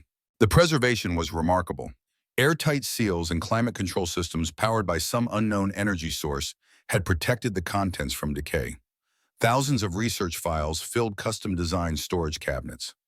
Medical equipment, much of it custom-built to Dr. Richardson's specifications, stood ready for use despite decades of dormancy. William moved through the space in stunned silence, occasionally reaching out to touch equipment or open research files. This is beyond anything I imagined. These aren't just theoretical studies, these are completed protocols tested and refined. Some of these techniques still haven't been developed by modern medicine. Diego discovered an early computer system in one corner of the facility, an Apple II that had been heavily modified with custom components.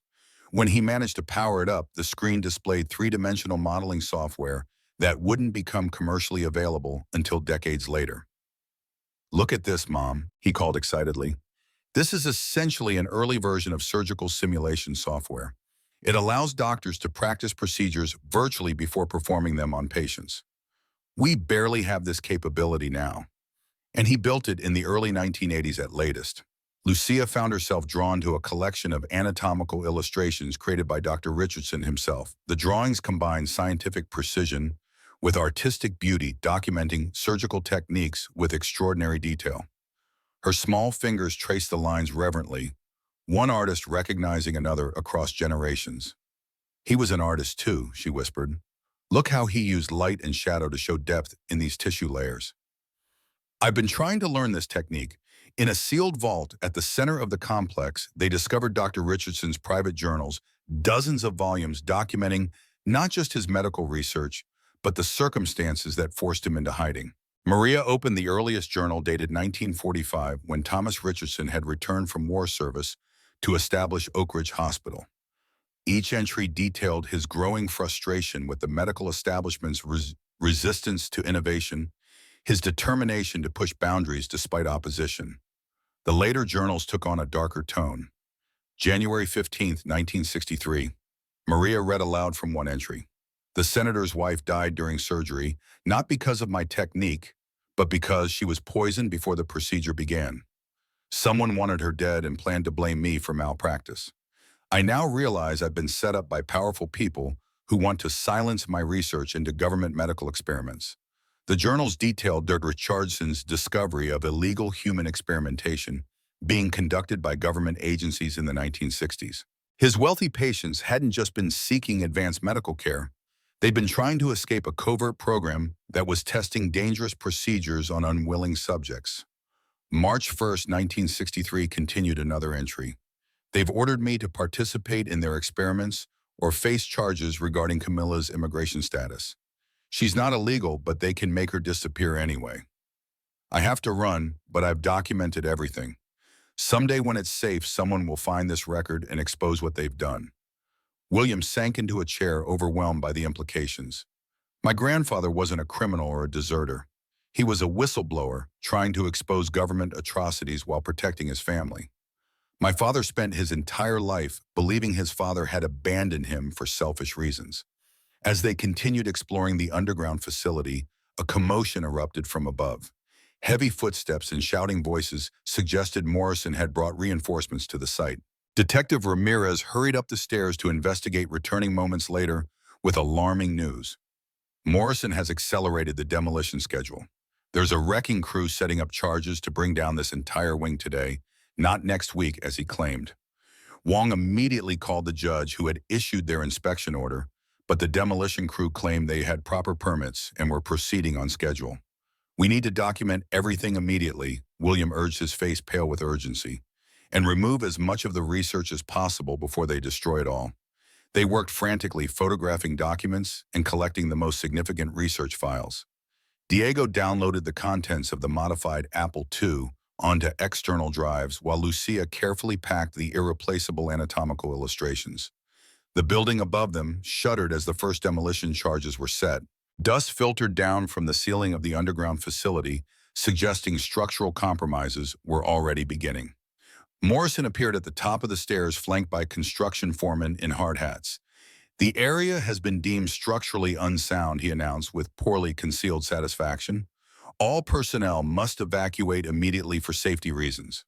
We have the necessary emergency permits for immediate demolition." Wong challenged the suspicious timing, but the permits appeared legitimate, likely obtained through Morrison's considerable influence with local officials. The court observer reluctantly confirmed they would need to comply with the evacuation order. Detective Ramirez requested 30 minutes to secure the site, creating a brief delay in the demolition schedule. "We have evidence of historical and medical significance. Destroying it could constitute criminal tampering." Morrison remained unmoved, his earlier professional facade completely abandoned. "You have 20 minutes to collect whatever you can carry. Then this place comes down on schedule." As the adults argued legal points, Diego and Lucia exchanged glances, silently developing a plan. While Maria, William, and Wong focused on saving the most valuable research, the children slipped away to a corner of the facility they had noticed earlier. A small medical storage room contained what appeared to be experimental devices, including what Diego recognized as early prototypes of implantable medical sensors. One particular device caught Lucia's attention, a small capsule with the now familiar crescent moon emblem etched into its surface. "This matches the mark on Abuelita's wrist," Lucia whispered. "I think it was implanted under her skin. That's what created the scar." Diego examined the device with growing excitement. "It's some kind of data storage way ahead of its time. Dr. Richardson must have given Camilla an implantable record of everything he discovered." They rejoined the adults, who were frantically packing research materials into boxes provided by Detective Ramirez. Maria noticed their absence immediately. "Where were you two?" "We're being forced to evacuate." Diego explained their theory about the implantable device, suggesting that Camilla Ortiz might have carried crucial evidence without even knowing it. "She could have passed it down genetically, Mom. Some early biomechanical devices were designed to integrate with tissue to become part of the body." William considered this possibility with growing excitement. Medical implants weren't uncommon even then, though usually for therapeutic purposes. Using one as a data storage device would have been revolutionary. The building shuddered again, more violently this time. Morrison's voice echoed down the stairwell. 10 minutes left. Anyone still inside after that is trespassing at their own risk." They gathered as much research as they could carry, prioritizing the journals and core medical protocols. As they prepared to leave, Morrison appeared at the bottom of the stairs, no longer bothering to maintain his professional facade. He held a handgun, the barrel aimed directly at Maria. "I've invested too much to let this slip away now," he snarled. "My grandfather spent his career hunting Richardson, and I've spent mine finishing what he started." Detective Ramirez reached for her service weapon, but Morrison's position gave him a tactical advantage. "Nobody move. I just need the journals and the central research files. The rest can burn with this building." Lucia tugged at Diego's sleeve, whispering something in his ear. Diego's eyes widened, then narrowed in concentration as he performed rapid mental calculations. Morrison advanced into the room, keeping the gun trained on Maria while reaching for Dr. Richardson's primary research journal. "You have no idea what you've stumbled into. This goes beyond medicine or money. Some secrets need to stay buried." Lucia had been studying the ceiling while the adults focused on Morrison. She nudged Diego and pointed to a specific section of the room where the flooring appeared different from the surrounding area. Diego whispered urgent instructions to his sister. With practiced coordination, they moved to opposite sides of the room, positioning themselves strategically. Morrison continued advancing, his attention fixed on the research materials. The gun wavered between Maria and William. "My grandfather was the FBI agent assigned to the Richardson case. He knew what Richardson had discovered about government experiments. His entire career depended on keeping those secrets hidden." William's expression hardened with understanding. So it wasn't just about the gold or the medical breakthroughs. It was about covering up crimes committed in the name of national security. Diego caught Maria's eye, subtly signaling her to move 2 steps to the left. Without understanding why, she trusted her son's judgment and complied.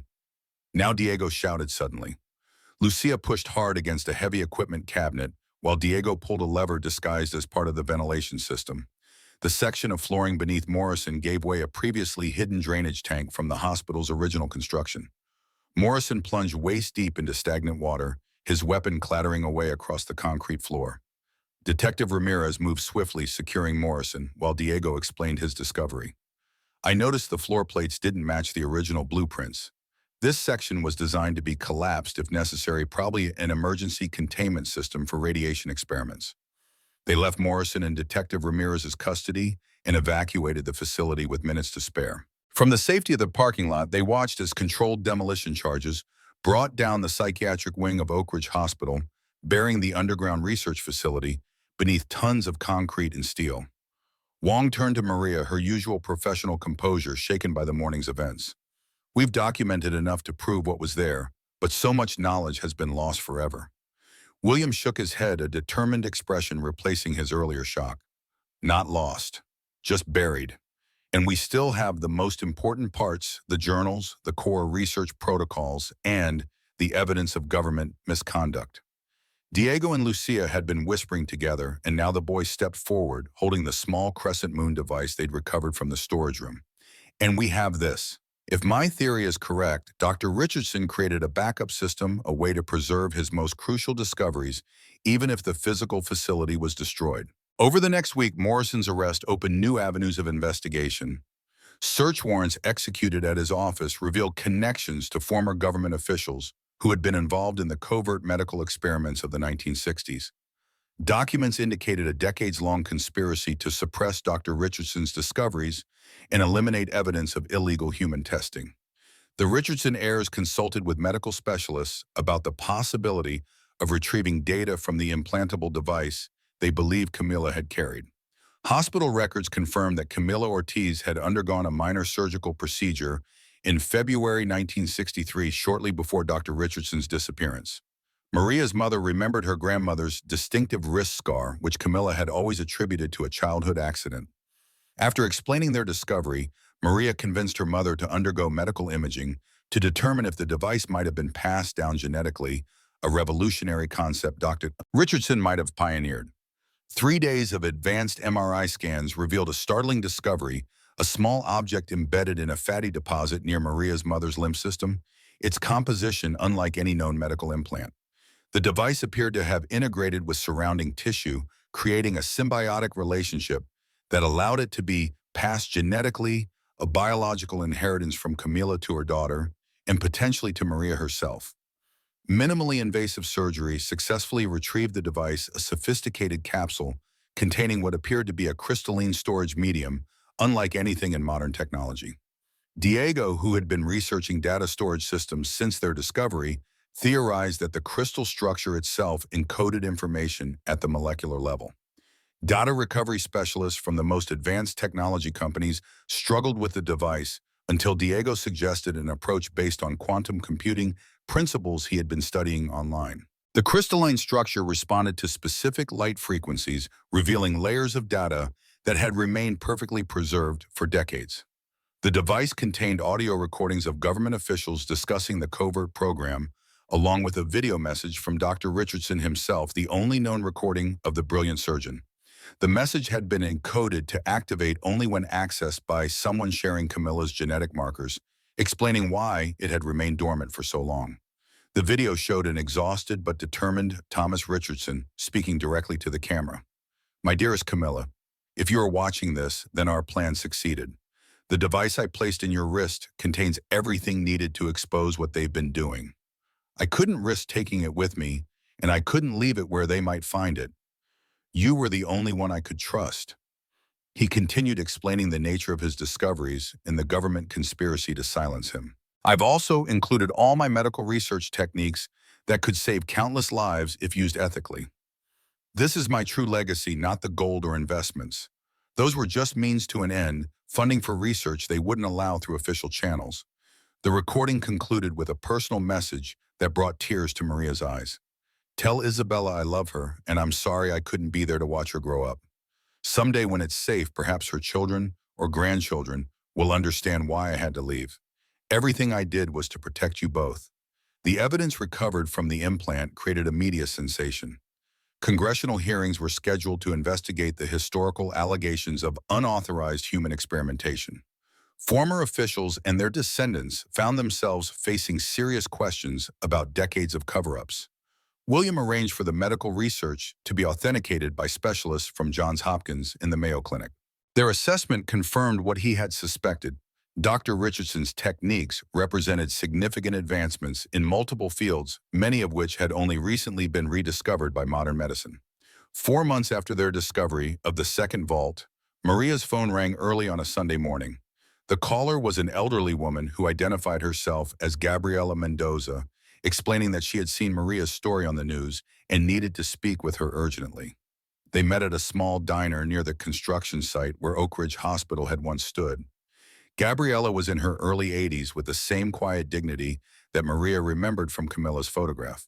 When the elderly woman began speaking, Maria felt the final pieces of the puzzle falling into place.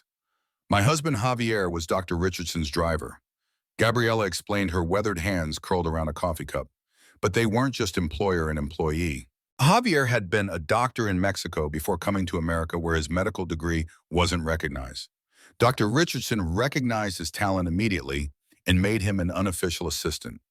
Javier helped with the private surgeries, especially when treating Hispanic patients who were afraid to trust Anglo doctors. When Dr. Richardson had to flee, he trusted Javier with information about both vaults and asked him to watch over Camila and Isabella. Maria listened in stunned silence as Gabriela revealed that her husband had spent decades protecting the Richardson legacy, waiting for the right time to reveal the truth. He tried to find Camilla in 1988, just as he promised Dr. Richardson, but by then she had remarried and changed her name to Martinez. She'd moved to Phoenix, and the trail went cold. Javier never stopped watching, though. When he was dying 10 years ago, he made me promise to continue.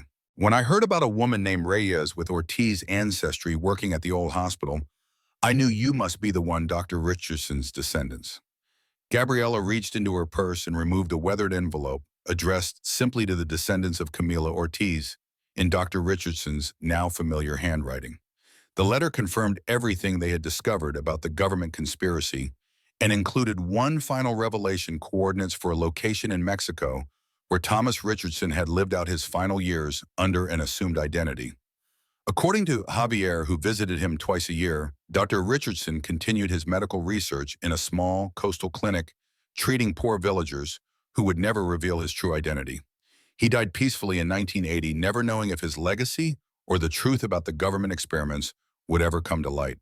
By the time Morrison's trial began, the Camila Ortiz Foundation was already changing lives. Using the proceeds from the gold and investments, Maria and William established a network of free medical clinics in underserved communities.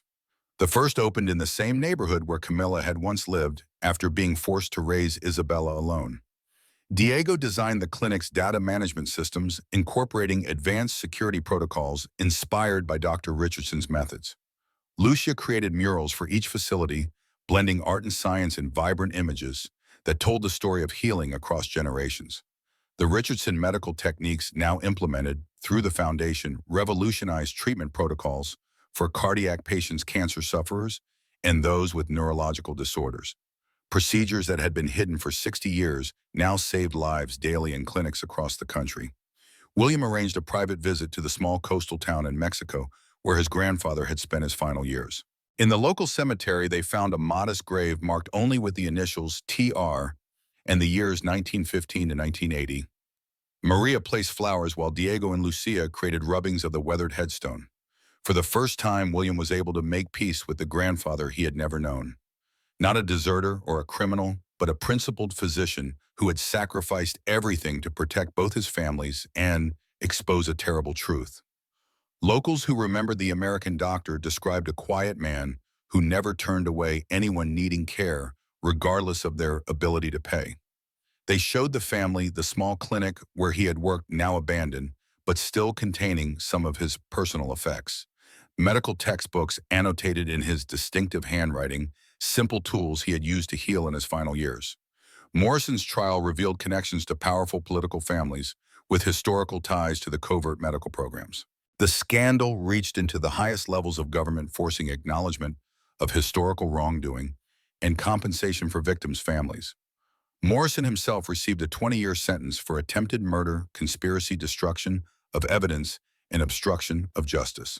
1 year after opening the first Camilo Ortiz clinic, Maria received notification that she had been nominated for a prestigious humanitarian award for her work implementing Dr. Richardson's medical techniques in underserved communities. The ceremony would take place at the same hospital where she had once worked as a nurse before being laid off, a poetic completion of her journey. On the morning of the award ceremony, Maria made a final visit to Gabriela Mendoza's modest home. The elderly woman had become a regular volunteer at the clinic, sharing her husband's medical knowledge, gained from years working alongside Dr. Richardson. Their friendship had deepened as they discovered how their families had been connected across generations through bonds stronger than blood. Gabriela led Maria to a small garden shed in her backyard. Beneath loose floorboards lay a final treasure, Thomas Richardson's original medical bag, containing the instruments he had used during his private practice, along with photographs documenting his work in Camila's neighborhood, providing free care to families who couldn't afford regular doctors. The last photograph in the collection showed Thomas Richardson and Camila Ortiz together in the hospital's pediatric ward, both cradling newborn infants in their arms. On the back, in Dr. Richardson's handwriting, Thomas and Camilla doing what we do best, bringing new life into the world. December 1962. Maria realized that her great-grandparents had been more than lovers. They had been partners in healing, working together to provide medical care to the city's poorest residents, despite the social barriers of their time. The treasure hadn't been just an inheritance. It was a legacy of service that had waited 60 years for the right descendants to continue. That evening, as she prepared for the ceremony, Diego and Lucia presented her with a special gift they had created together, a leather-bound book containing Lucia's illustrations of their family history alongside Diego's meticulously researched timeline of events. The final page held a family portrait, Maria, Diego, and Lucia, with faint translucent figures of Camila Ortiz and Thomas Richardson standing protectively behind them. Sometimes the greatest treasures aren't found in hidden vaults or secret rooms, Diego had written on the dedication page. Sometimes they're discovered in the courage to do what's right, even when it's dangerous, and the wisdom to understand that wealth means nothing if it's not shared with those who need it most. Lucia had added her own message beneath her brother's. The treasure was waiting 60 years to find the right people. Now we know why. The ceremony was held in the hospital's newly renovated auditorium, filled with medical professionals, community leaders, and patients whose lives had been transformed by the Camila Ortiz Foundation. William sat in the front row beside Diego and Lucia, who had dressed in their finest clothes for the occasion. When Maria took the stage to accept the award, she looked out at the audience that represented every facet of her extraordinary journey, from Detective Ramirez and Sarah Wong to the first patients treated at the clinic, from medical researchers implementing Dr. Richardson's techniques to Gabriela Mendoza, who had kept faith with a promise for decades. The rusty elevator doors that had first revealed the Richardson treasure had opened more than a vault of gold and secrets, Maria told the audience. They had opened a pathway to healing for patients receiving cutting-edge care, for a family reconnecting with its true heritage, and for a nation finally confronting a dark chapter of its medical history. Some might call it fate or coincidence that a desperate single mother took a cleaning job at the very hospital where her great-grandfather had hidden his life's work 60 years earlier. I call it coming full circle, the universe's way of returning what was lost to those who needed it most and would use it wisely. As she spoke these words, Maria noticed Diego and Lucia exchanging a private glance of understanding. Her children had been transformed by their experience, not just from struggling kids to financially secure heirs, but into young people with a profound sense of purpose and responsibility. Diego had already been accepted into an accelerated science program designed for exceptional students. His research on data storage, inspired by Dr. Richardson's crystalline device, attracting attention from major universities. Lucia's artistic talents had blossomed under proper training, her medical illustrations now used in teaching hospitals across the country. After the ceremony, as photographers captured images of the family, Maria felt a profound sense of completion. The circle that had begun with Thomas and Camila's forbidden love had closed with their descendants, continuing their work of healing. The treasure that had been hidden for 60 years had finally found its true purpose. That night, after the children had gone to bed, Maria sat alone in her study, surrounded by the journals and photographs that told the story of her remarkable heritage. She opened Thomas Richardson's medical bag, running her fingers over instruments that had once healed the sick in 2 countries. From a hidden compartment in the bag, she retrieved one last item she hadn't shown the children yet, a letter addressed specifically to her, written by Dr. Richardson, as if he had somehow known exactly who would eventually find his legacy. To the one who finds this treasure, it began. If you are reading these words, then you have discovered not just gold and documents, but the true purpose behind them. Wealth is meaningless unless it serves a greater good. Medicine is meaningless unless it reaches those who need it most. Love is meaningless unless it transcends the boundaries society creates to divide us. I do not know your name or face, but I know your heart. You have chosen to use this discovery not for personal gain alone, but for healing. In doing so, you have understood what Camilla and I always believed, that the greatest treasure is not what we possess, but what we give away. Maria folded the letter carefully and returned it to the medical bag. Tomorrow, there would be more patients to treat, more lives, to touch, more healing to accomplish. The journey that had begun in an abandoned hospital with rusty elevator doors would continue as long as there were people who needed care. The Richardson treasure had finally found its way home.